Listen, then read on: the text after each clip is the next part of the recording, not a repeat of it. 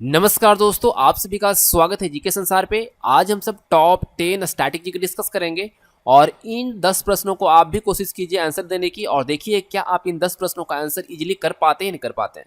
Video को like और अपने दोस्तों के साथ शेयर जरूर कीजिएगा। चलिए सेशन को स्टार्ट करते हैं। तो पहला क्वेश्चन आपके स्क्रीन पर ये रहा, जब भारत स्वतंत्र हुआ था तब यूनाइटेड किंगडम के प्रधानमंत्री कौन थे? Winston Churchill, Ramsay McDonald, Clement Italy या एंथनी ईडन? तो करेक्ट आंसर यहाँ पे क्या रहेगा आप खुद से भी गेस कर लीजिए। सही आंसर यहाँ पे रहेगा ऑप्शन सी, क्लीमेंट इटली। जिस वक्त भारत आज़ाद हुआ था ब्रिटेन के प्रधानमंत्री थे क्लीमेंट इटली, और ब्रिटेन के जो प्रधानमंत्री थे क्लीमेंट इटली वह पहले भारत आ चुके थे साइमन कमीशन के साथ। उस वक्त ये लेबर पार्टी के कनिष्ठ सांसद थे और इनका मानना था, इनका मत था कि हमारे देश की आज़ादी में गांधी जी का अहम भूमिका नहीं था। और इनके प्रधानमंत्री के कार्यकाल के दौरान यूके कल्याणकारी राज्य यानी वेलफेयर स्टेट बना, जिसके अंतर्गत अन्य बातों के अलावा वहाँ निःशुल्क सार्वजनिक स्वास्थ्य सेवा आरंभ की गई थी। अगर हम ब्रिटेन की बात करते हैं तो कैपिटल जो है लंदन है और यहाँ पे जो करेंसी चलती है पाउंड स्टर्लिंग चलती है, और वर्तमान में जो यहाँ पे पीएम है वो है बोरिस जॉनसन। ठीक है, इस चीज को आप मेंशन कर लीजिएगा। चलिए अगला प्रश्न देखते हैं। सुजनी कढ़ाई कार्य किस राज्य से संबंधित है? फटाफट आंसर कीजिए, आपको पता है तो। सुजनी कढ़ाई कार्य किस राज्य से संबंधित है? बिहार, उड़ीसा, राजस्थान, सिक्किम? तो यहाँ पे सही आंसर जो रहेगा वो रहेगा आपका बिहार। सुजनी भारत के बिहार में भूसुरा एक गांव है, वहां से संबंधित है।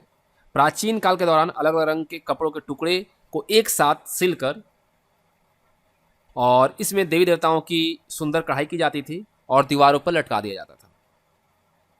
माना जाता है कि ये सुजनी की उत्पत्ति जो है 1920 के दौरान हुआ था और भारत में लगभग 15 गांवों में सुजनी कढ़ाई का उत्पादन होता है। सुजनी एम्ब्रॉयडरी के लिए उपयोग किया जो कपड़ा होता है वो मलमल का होता है। ठीक है, अगर हम बिहार की बात करते हैं, बिहार का कैपिटल आप सबको पता है पटना है। वर्तमान में जो सीएम है नीतीश कुमार है और गवर्नर जो है वो है फागू चौहान। ठीक है, इस चीज को याद रखिएगा। प्रोजेक्ट टाइगर की शुरुआत कब हुई थी? प्रोजेक्ट टाइगर की शुरुआत कब हुई थी? फटाफट आंसर आप लोग नोट कर लीजिए। सही आंसर यहाँ पे क्या रहेगा? 1973, ऑप्शन डी यहाँ पे सही रहेगा। ठीक है, प्रोजेक्ट टाइगर की शुरुआत कब हुई थी? 7 अप्रैल 1973 को। ठीक है, इसके अंतर्गत जो शुरुआत में बाघ अभयारण्य बनाए गए थे उसकी संख्या 9 थी और वर्तमान में कितने हैं? 50 है। ठीक है, याद रखिएगा। शुरुआत में कितना था? 9 था, अभी वर्तमान में 50 है। और यह केंद्र सरकार द्वारा प्रायोजित परियोजना है।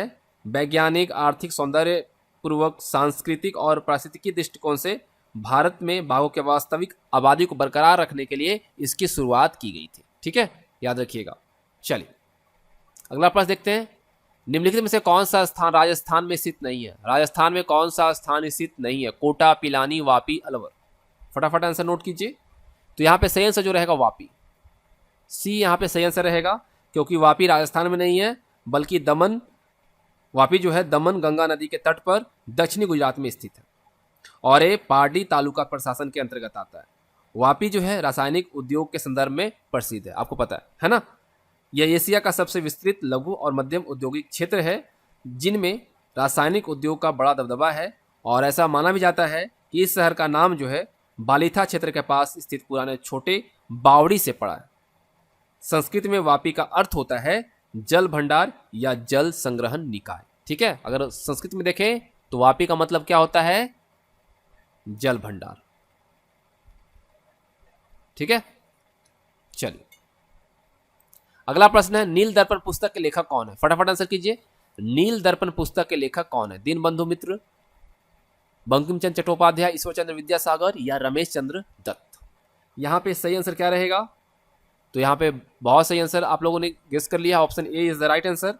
नील दर्पण बंगला का प्रसिद्ध नाटक है जिसका रचयिता है दीनबंधु मित्र। ठीक है, इसकी रचना कब हुई थी? 1858 से 59 के दौरान, और ये बंगाल में नील विद्रोह का आंदोलन का कारण बना। यह बंगाली रंगमंच के विकास का अग्रदूत भी बना। ठीक है, यह एक सशक्त नाट्य कृति ही नहीं बल्कि एक महत्वपूर्ण ऐतिहासिक दस्तावेज भी है। इस नाटक में बंगाल में नील की खेती करने वाले अंग्रेज द्वारा शोषण, भारतीय किसानों के ऊपर अमानुषिक अत्याचार भरी जो भावपूर्ण अभिव्यक्ति थी उसके बारे में केंद्रित किया गया है। तो यहाँ पे ऑप्शन आपका ए जो है बिल्कुल सही रहेगा। प्रश्न संख्या 6 देखिए, प्रतिष्ठान और अमरावती किसकी राजधानियां थी? तो ये किसकी थी भाई? ये था सातवाहन, है ना, सातवाहन राजवंश का। इसके संस्थापक कौन थे? सातवाहन के सिमुख। प्रतिष्ठान और अमरावती सातवाहन राजवंश की राजधानियां थी और ये मौर्य वंश के पतन के बाद शक्तिशाली हुआ था और इनका जो साम्राज्य था वो दक्षिण भारत का सबसे प्राचीन और बड़ा साम्राज्य था। शीशे का सिक्का चलाने वाला पहला वंश जो था वह कौन था? सातवाहन वंश था, याद रखिएगा। शीशे का सिक्का चलाने वाला पहला वंश जो था वो सातवाहन वंश था और वह सिक्के जो आता था, यानी शीशे का जो सिक्का था वह रोम से, इटली का कैपिटल जो है रोम, वहां से लाया जाता था। ठीक है, चलिए आगे देखते हैं अगला प्रश्न। प्रश्न संख्या 7, निम्नलिखित में से कौन सा गोवा का एक हेरिटेज ड्रिंक है? लाव पानी, फेनी, महुआ या हांडी? तो यहाँ पे सही आंसर क्या रहेगा? फेनी। ठीक है, फेनी इज द राइट आंसर। फेनी गोवा का एक क्या है? हेरिटेज ड्रिंक है। फेनी एक क्या है? मादक पेय है ना, मादक पेय है जो विश्व में केवल गोवा में बनाई जाती है।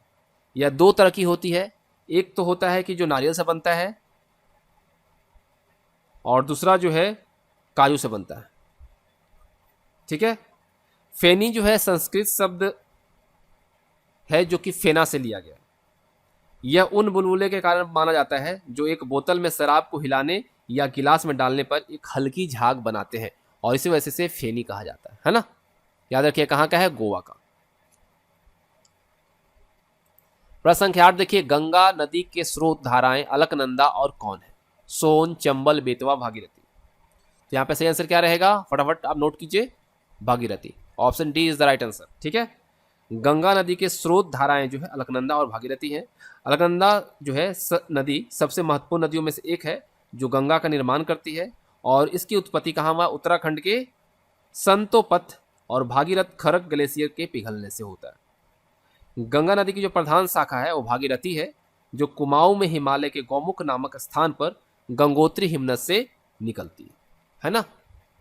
हमारे देश की सबसे लंबी नदी भी है गंगा नदी, इस चीज को आप मेंशन कर लीजिएगा। भारत की सबसे लंबी नदी कौन सी है? गंगा नदी है। निम्नलिखित में से कौन सा देश रैमन मैग्सेसे पुरस्कार प्रदान करता है?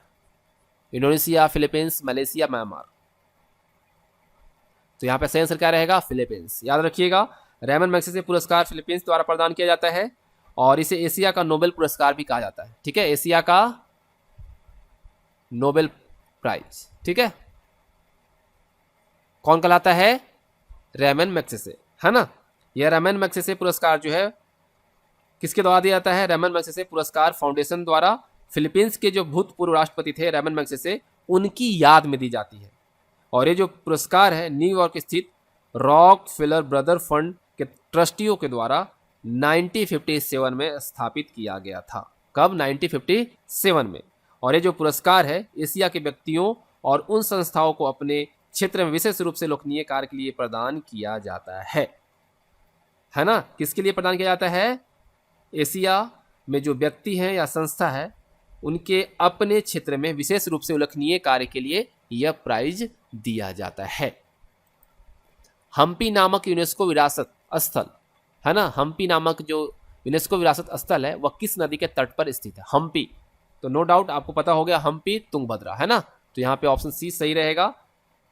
ठीक है, हम्पी नामक यूनेस्को विरासत स्थल जो है तुंगभद्रा नदी के तट पर स्थित है और भारत के कौन से राज्य में स्थित है? कर्नाटक, कर्नाटक, है ना। और हम्पी का विशाल फैलाव गोल चट्टानों के टीले में विस्तृत है। यहाँ घाटी और टीले के बीच 500 से अधिक स्मारक चिन्ह हैं। हम्पी में विठाला मंदिर परिसर निस्संदेह सबसे शानदार स्मारकों में से एक है। कौन सा? विठाला मंदिर। तो इस तरह से जो 10 इंपॉर्टेंट स्टैटिक जीके थे यहाँ पे कंप्लीट होते हैं और उम्मीद करता हूँ आप लोगों ने 10 में से एटलीस्ट 9 सही किए होंगे। तो कितने आपके सही हुए कमेंट बॉक्स में बताइएगा। थैंक्स फॉर वॉचिंग, मिलेंगे आप सबके साथ नेक्स्ट वीडियो में।